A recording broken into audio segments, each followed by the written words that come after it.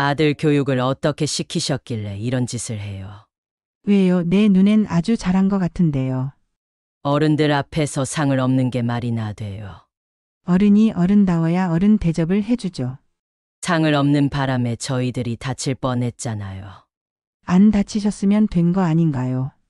진단서 끊어오시면 치료비 보내드릴게요.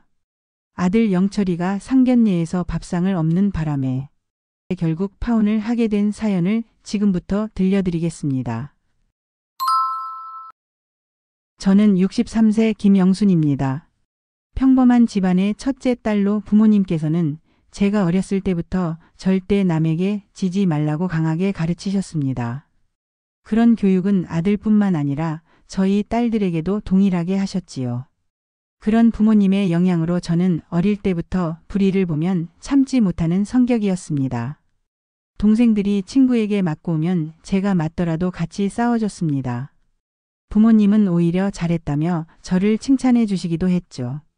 저는 동생들을 잘 챙겨야 한다는 부모님의 가르침으로 인해 동생들이 결혼을 하고 직업을 구할 때까지도 엄마처럼 보살펴 주었습니다. 어머니께서 건강이 좋지 않으셨기 때문에 어릴 때부터 사실상 제가 엄마 역할을 했습니다. 그러다 어머니께서 돌아가시기 전에 저를 중매로 결혼시키셨습니다. 어머니는 마치 할 일을 다 마치셨다는 듯이 제가 결혼하자마자 세상을 떠나셨습니다. 남아있는 아버지와 할머니가 걱정됐지만 두 분 모두 그간 제가 고생 많이 했다며 결혼해서 행복하게 살라는 말씀을 해주셨습니다. 아버지는 아들들에게 땅을 나눠주셨지만 저는 특별하다고 생각하셨는지 제가 결혼할 때 아들들에게 주신 만큼의 땅을 주셨습니다. 땅이 그렇게 많은 건 아니었지만 알짜배기 땅이었습니다. 그렇게 저는 시집을 갔습니다. 남편은 회사를 다니고 있었는데 착하고 성실하고 성격도 좋아서 주변 지인들에게도 좋은 평판을 듣고 있었습니다. 결혼 후 2년 만에 아들 영철이를 낳았고 정말 행복했습니다. 그러나 하늘이 저의 행복을 시샘했었던 걸까요? 영철이가 10살이 되는 해 남편의 갑작스런 교통사고로 저는 혼자가 되었습니다. 그 후 아들이 애비 없는 자식이라는 소리 듣지 않게 하기 위해 저는 이 악물고 악착같이 살았습니다. 부모님으로부터 물려받은 땅과 남편의 사망보험금을 기반으로 저는 식당을 열었고 나름 성공적으로 가게를 키워나갔습니다. 그렇게 30년 후 저는 꽤 풍족한 노후를 보낼 수 있게 되었습니다. 영철이가 성인이 되기 전까지 만약 친구들에게 맞고 오면 어떻게든 찾아가서 사과를 받아왔던 저의 불같은 성격은 영철이가 성인이 되고 나서부터 조금씩 가라앉기 시작했습니다. 시간이 흘러 영철이는 어느덧 취직을 하고 5년 만난 여자친구와 결혼하겠다는 말을 저에게 전했습니다. 영철이는 며느리감과 식사를 제안했고 그때 본 며느리는 아주 착하고 예뻤습니다. 저는 아들이 여자를 잘 본 것 같다며 영철이의 안목을 칭찬했습니다. 그러던 어느 날 길을 가다가 우연히 아들과 예비 며느리 그리고 예비 안사돈을 마주치게 되었습니다. 상견례 전에 우연히 마주친 거라 그 자리에서 간단히 인사를 나누었습니다. 하지만 그때 제 눈에 거슬리는 것이 있었습니다. 영철이가 마치 짐꾼처럼 예비 사돈이 산 물건들로 보이는 쇼핑백을 잔뜩 들고 있었기 때문입니다. 영철아, 너 지금 들고 있는 것들 다 내 거야? 제가 영철이에게 물었더니 예비 사돈이 끼어들었습니다. 남자가 무슨 옷이 필요해요? 다 제 거예요. 한여름에 땀을 뻘뻘 흘리며 그 많은 쇼핑백을 들고 있는 아들의 모습이 참으로 안쓰러웠습니다. 좀 나눠들지 왜 혼자만 들고 있어? 예비 사돈이 들으라는 듯이 아들에게 말을 걸었더니 힘은 남자가 써야죠. 예비 사돈은 말도 안 되는 소리를 하더니 곧바로 다음 옷가게로 들어가 버렸습니다. 그렇게 헤어지고 나서 저는 그날 저녁 아들에게 전화를 걸었습니다. 사돈이 돈이 많은 사람이니? 아니요, 옷가게 가서 최대한 세일하는 것들만 골랐어요. 오늘 생신이었어요. 아들의 말을 듣고 사돈이 외모를 중시하는 사람이라고 생각했습니다. 그도 그럴 것이 예비 사돈은 까만 선글라스에 새빨간 립스틱을 하고 있었는데 저는 그 모습이 그렇게 마음에 들지는 않았습니다. 그런 모습을 목격하고 나서 저는 간만에 지인을 만나 카페에서 수다를 떨었습니다. 뭔가 느낌이 썩 좋지 않네. 나도 영 느낌이 안 좋아. 설마 그래도 100년 손님인 사위를 그 이상 부려먹기야 하겠어. 지인과 이야기를 나누었지만 아직 예비 사돈이 어떤 사람인지 확실히 모르니 더 이상의 걱정은 하지 않기로 했습니다. 이후 명절이 다가왔습니다.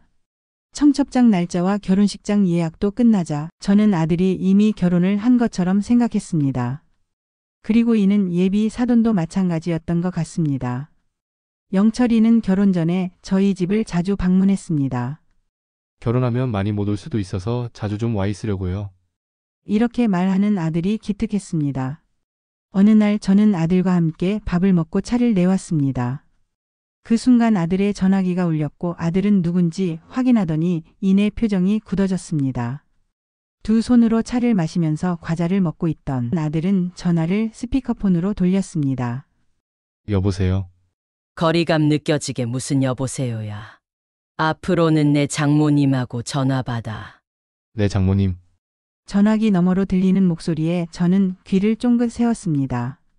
아들은 저를 의식하는 듯 했지만 대화를 이어갔고 저는 주방에서 정리를 하면서 두 사람의 통화 내용에 집중하고 있었습니다. 이번 명절 연휴에 우리 집에 2박 3일 정도 있다 가는 건 어때? 차례는 우리 집에서 먼저 지내고 본가로 가면 딱일 것 같은데. 명절 이틀 전부터 자기 집에 있다가 아침에 차례를 지내고 본가로 가라는 얘기였습니다. 영철이는 알겠다고 답하며 전화를 끊었지만 저는 이 상황이 영 마음에 들지 않았습니다. 무슨 명절 연휴에 2박 3일씩이나 묵으라고 하니? 저도 잘 모르겠어요. 불편한데 거기서 2박 3일 동안 잘 지낼 수 있을까요? 그렇다고 안 하겠다고 할 수는 없잖아요. 아들은 그렇게 명절 이틀 전부터 여자친구 부모님 댁에서 지내기 시작했습니다. 하지만 3일째 되던 명절 이른 아침부터 아들은 저희 집을 찾아왔습니다. 저는 아들을 보고 놀랐습니다. 너 거기서 차례 지내고 온다고 하지 않았어? 문 앞에 서 있는 아들의 표정은 별로 좋지 않았습니다. 저 파혼하려고요, 엄마. 김 씨는 아들의 말에 당황했습니다. 그러고는 아들을 일단 들어오라고 했습니다. 갑자기 왜 그러는데? 무슨 일이 있었어? 아들은 제가 건네준 차를 한 모금 마시더니 명절 연휴에 처가에서 있었던 일을 하나씩 말해주기 시작했습니다. 아들이 처음 여자친구 부모님 댁에 들어갔을 때 예비 장인 장모를 비롯해 여자친구의 이모들이 많이 와 있었다고 합니다. 예비 사위가 들어가면 반겨줄 법도 했지만 그 안에 있던 사람들은 왠지 예비 사위를 테스트하려는 느낌을 주었다고 했습니다. 장모가 영철이에게 밥을 먹기 전에 소파에 앉아 있으라 해서 아들은 소파에서 여자친구와 함께 앉아 있었답니다. 주방에서는 예비 장인 어른이 요리를 하고 있었고 장모와 이모들은 영철이 주변을 둘러싸 이것저것 캐묻기 시작했다고 합니다. 그중 이모 한 명이 먼저 입을 열었다고 합니다. 그래서 결혼하면 집은 어디에 살 거야? 그래도 서울에는 살아야지. 그러면서 송파가 좋네, 강남이 좋네 하는 등 이모들 각자의 의견을 말하기 시작했답니다. 이왕이면 큰 집에서 살아야지. 좁은 집은 답답해서 안 돼. 나는 니네가 전망 좋은 집에 살았으면 좋겠어. 왜요? 집에 오시게요. 당연히 가야지. 너네 집이면 우리 집이나 마찬가지인데. 아직 집을 산 것도 아니고 심지어 식을 올리기도 전인데 이모들은 결혼하면 자주 올 생각을 하고 있었다고 합니다. 요새 결혼한 자식들이 집 비밀번호를 안 알려준다고 하더라. 그건 너무 정이 없어. 그래, 그건 너무 예의가 없다. 옛날에는 현관 비밀번호 그런 게 어디 있었어. 문 잠그지도 않고 서로 드나들고 그랬는데. 그래서 결혼집 들어가면 우리끼리 비밀번호는 공유하자. 불편하게 왜 그래요, 이모? 뭐가 불편해? 사위, 우리가 집 비밀번호 아는 게 불편해? 그걸 질문이라고 하는지 진짜 궁금해서 물어보는 건지 영철이는 당황스러웠다고 합니다. 대화를 듣고 있던 장모님께서 한마디씩 거들기 시작하셨답니다. 사위, 요즘은 딸을 시집 보내는 게 아니라 아들을 장가 보내주는 거 알지? 시대가 변했어. 요새 남자도 요리할 줄 알아야 돼. 우리 집에 식구로 들어온 이상 남자가 집안일이며 요리며 다 해야 되는 거야. 예비 장인어른은 그런 사위를 보고 지금이라도 빨리 도망가라며 농담했고 여자친구의 집 분위기는 신기했다고 합니다. 요리도 예비 장인어른이 하고 차도 모두 예비 장인어른이 가져다 주었답니다. 순간 아들은 그런 장인어른을 보며 미래의 자신의 모습을 본 듯 눈을 질끈 감았다고 합니다. 이전에 여자친구와 대화를 하며 얼핏 자기네 집은 남자가 여자처럼 해야 한다고 했는데 그때는 크게 그 말에 귀를 기울이지 않았다고 합니다. 자기 남동생들 있다고 하지 않았어. 한 명은 군대 가고 한 명은 독립했어요. 시키고 하니까 독립했대요. 이모 한 명이 대화에 끼어들었다고 합니다. 이때까지만 해도 영철이는 그냥 예비 장인어른이 요리하는 걸 좋아하고 부지런한 성격이신가 보다 하고 생각했다고 합니다. 아니, 그렇게 생각하려고 노력했다고 하더군요. 그러더니 장모님이 갑자기 예물과 예단에 대한 이야기를 꺼냈답니다. 장모님은 영철이에게 결혼할 때 다이아몬드 반지와 고급 시계를 해주면 좋은 시계를 선물로 주겠다는 말을 꺼냈다고 합니다. 이전에 제가 아들에게 그런 거 다 허례허식이라며 굳이 그런 거 교환하지 말자고 말을 한 상태라 영철이는 제가 한 말을 조심스레 예비 장모에게 전했다고 합니다. 무슨 그런 말도 안 되는 소리를. 그래도 이렇게 주고받아야 정이 있는 거야. 그놈의 정은 무슨 누가 봐도 신랑 측에서 더 많이 받고자 하는 장모님의 모습에 영철이는 이때부터 뭔가 섬뜩한 느낌이 들기 시작했다고 합니다. 이전에도 느끼고 있긴 했지만 그래도 이때는 여자친구를 많이 좋아해서 애써 무시하고 있었다고 하더군요. 그렇게 얘기가 끝나고 예비 장인어른의 요리가 어느 정도 끝났을 무렵 예비 장모님은 영철이에게 얼른 엉덩이를 떼고 저녁 차리는 것을 도와주라고 하셨답니다. 그러면서 장모님과 이모들 그리고 여자친구는 소파에서 엉덩이를 떼지 않았다고 합니다. 영철이는 쭈뼛거리며 예비 장인어른 곁으로 다가가 밥 차리는 걸 도와드렸답니다.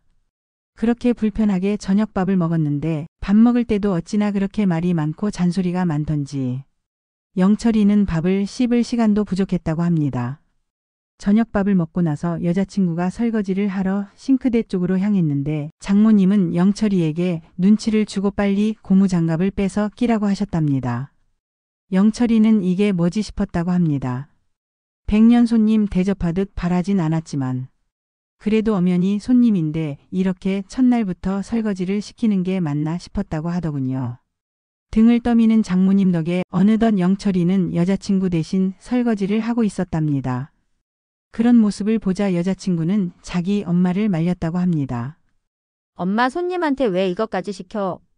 어차피 나중 되면 다 사위가 할 텐데 미리 적응하면 좋잖아.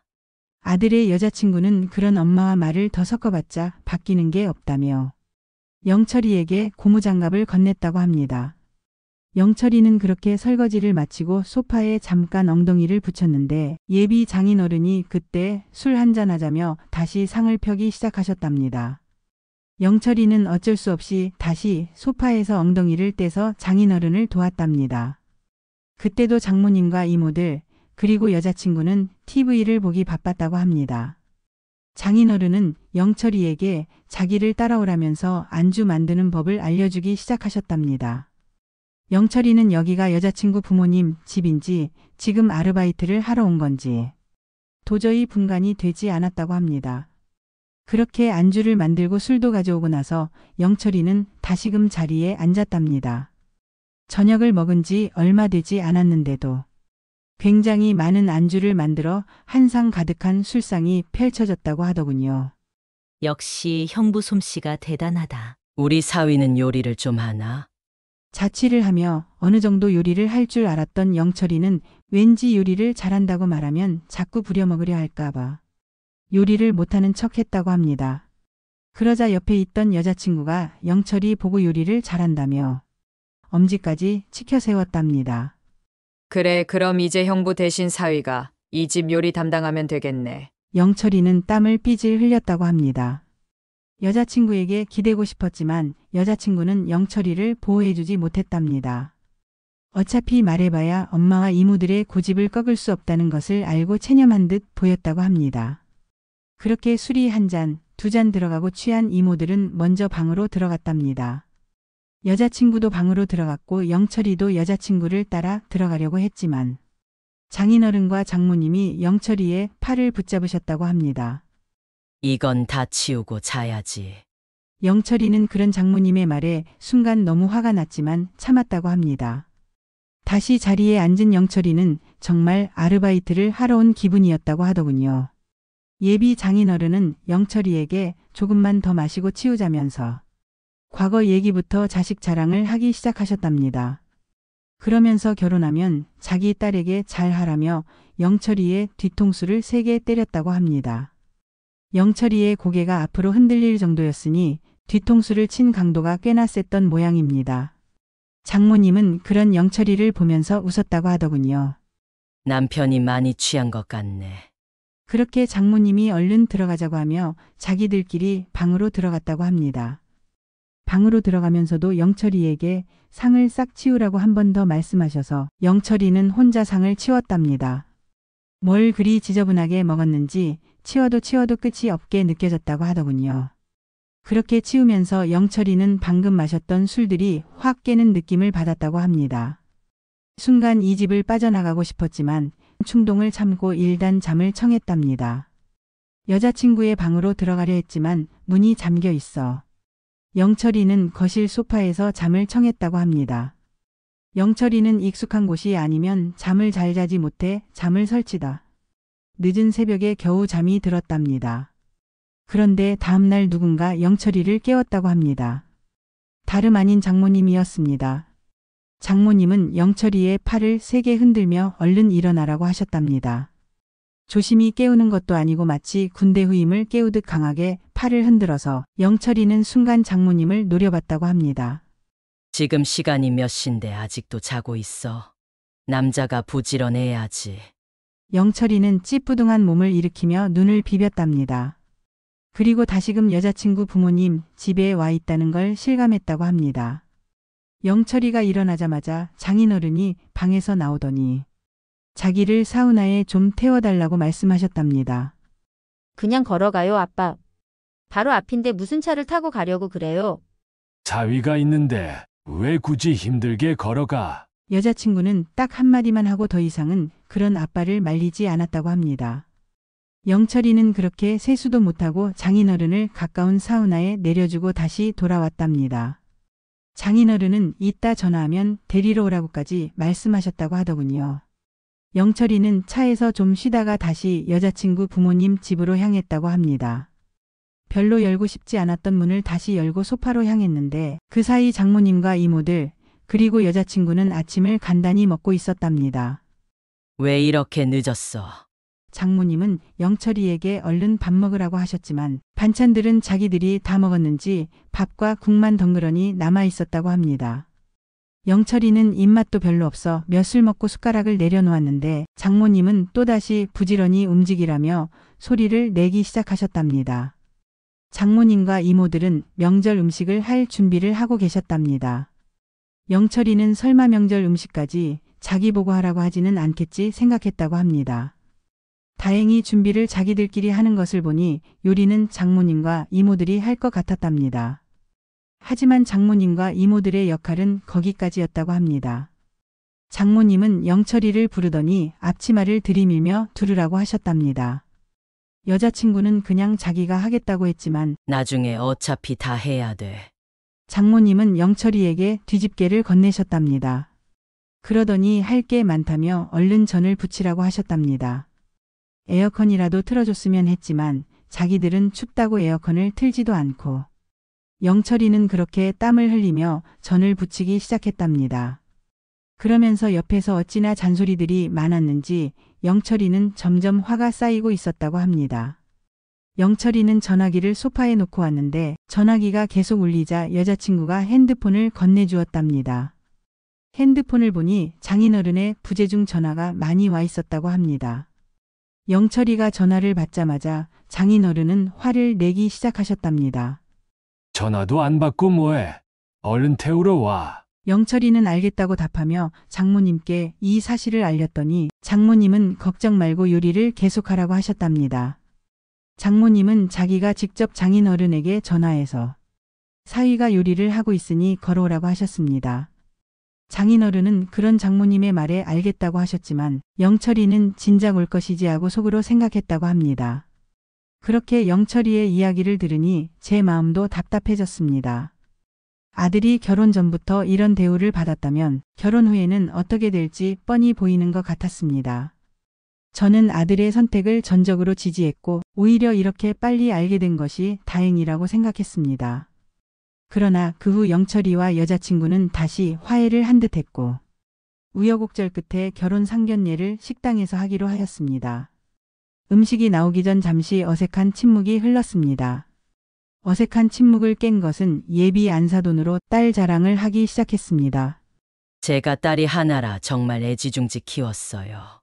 사실 사위들 영철이를 처음 봤을 때 좀 마음에 안 들었어요. 예비 안사돈의 말은 계속되었습니다. 왜 있잖아요. 키 크고 덩치가 있는 사람들은 좀 단순하고 지혜롭지 못하다고 하잖아요. 그런데 예비 사위 영철이는 의외로 섬세한 면이 있더라고요. 근데 덩치가 너무 큰데 살은 좀 빼야 될 것 같지 않아요? 제가 보기엔 제 아들은 지금이 딱 보기 좋은데요. 예비 안사돈은 불만스럽다는 듯 입을 삐죽거리며 다른 이야기를 꺼내기 시작했습니다. 우리 딸 예전 남자친구들은 다들 훤칠하고 잘생겼었죠. 최근에 사귀었던 남자친구는 직업도 정말 좋았었는데 예비 안사돈은 굳이 하지 않아도 될 얘기를 계속하면서 분위기가 점점 어색해져 갔습니다. 엄마 무슨 말을 하는 거예요? 그만해요. 그런 바람난 놈 얘기는 해서 뭐해. 이제 그만해. 얘기를 들어보니 딸의 옛날 남자친구가 바람둥이라 헤어진 모양이었습니다. 아들은 그런 이야기는 처음 듣는 듯 표정이 어색해지고 기분이 좋지 않아 보였습니다. 그렇게 어색한 식사가 끝나고 차를 마시면서도 예비 안사돈의 분위기 깨는 말은 계속 이어졌습니다. 사실 우리 집에 아버지 없이 자란 예비 사위를 이렇게 장가 오게 하는 것에 대해 저희도 많이 고민을 했었어요.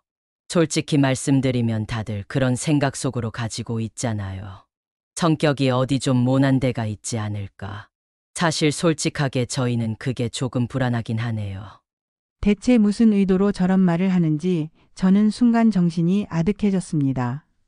이건 정말 아니다 싶어 아들을 데리고 일어나려던 찰나에 아들은 차가 놓여져 있는 상을 뒤집어 엎었습니다. 순간 큰 소리가 나면서 직원들이 급히 달려왔습니다. 아들이 죄송하다고 자기가 다 보상하겠다고 말하자 직원들은 안심한 후 밖으로 나갔습니다. 아들은 예비 장인 장모를 바라보며 참았던 말을 쏟아냈습니다.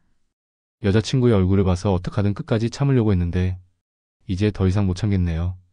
결혼은 없던 것으로 하겠습니다. 아들은 실망한 듯 여자친구를 잠깐 쳐다보고 밖으로 나갔습니다.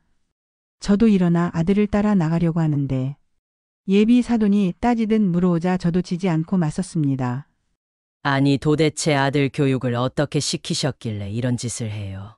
왜요? 뭐가 잘못됐나요? 내 눈엔 아주 잘한 것 같은데요. 아무리 그래도 어른들 앞에서 상을 엎는 게 말이나 돼요. 어른이 어른 같은 행동을 해야 어른 대접을 해주죠. 지금 말 다 하셨어요. 상을 엎는 바람에 저희들이 다칠 뻔했잖아요. 제가 보기엔 괜찮아 보이는데 안 다치셨으면 된 거 아닌가요? 진단서 끊어오시면 치료비 보내드릴게요. 옷이 다 젖었는데 이 일을 어떡하실 거예요? 세탁비라도 드릴까요? 그러면 우리 아들한테서 떨어져 주실 건가요? 어머니로서 저의 귀한 아들이 그런 대우를 받는 것을 더는 두고 볼 수 없었기 때문에 저는 그거나 먹고 떨어지라는 듯 얘기하고 밖으로 나와 아들과 함께 집으로 돌아왔습니다. 영철이는 몇 달간 힘들어했지만 시간이 지나면서 자신의 선택이 옳았다는 것을 깨달았다고 합니다. 가끔 영철이를 보면서 그때 일을 회상하며 말합니다. 엄마 그때 정말 잘 빠져나온 것 같아요. 사람은 살면서 여러 가지 선택의 기로에 서게 됩니다. 그 중에서도 결혼은 정말 중요한 선택입니다. 단순히 두 사람의 결합이 아니라 두 가족의 만남이기 때문입니다. 서로를 이해하고 배려하며 존중하는 마음이 없다면 그 결혼 생활은 불행해질 수밖에 없다고 생각합니다. 영철이의 일을 겪으면서 저는 한 가지 깨달았습니다. 자식을 위해서라면 때론 강한 모습을 보여줘야 할 때도 있다는 것입니다. 제가 평생 살아오면서 지켜온 신념, 그리고 우리 아들을 지키기 위해 보여준 그 순간의 강단은 어쩌면 제가 할 수 있는 가장 현명한 선택이었는지도 모르겠습니다. 이제 영철이는 새로운 인연을 만나 행복한 연애를 하고 있습니다. 그때의 일은 우리 모자에게 쓴 교훈이 되었지만 동시에 서로를 더 깊이 이해하고 신뢰하게 된 계기가 되었습니다. 앞으로도 저는 우리 아들이 현명한 선택을 할 수 있도록 묵묵히 지켜보며 응원하는 어머니가 되려고 합니다. 때로는 인연이 끊어지는 것이 더 나은 선택일 수 있습니다. 그것이 비록 아프고 힘든 결정일지라도 미래의 더 큰 불행을 막을 수 있다면 그것이야말로 진정한 사랑이 아닐까요? 저는 그렇게 믿습니다. 구독과 좋아요는 사랑입니다. 끝까지 시청해 주셔서 감사합니다.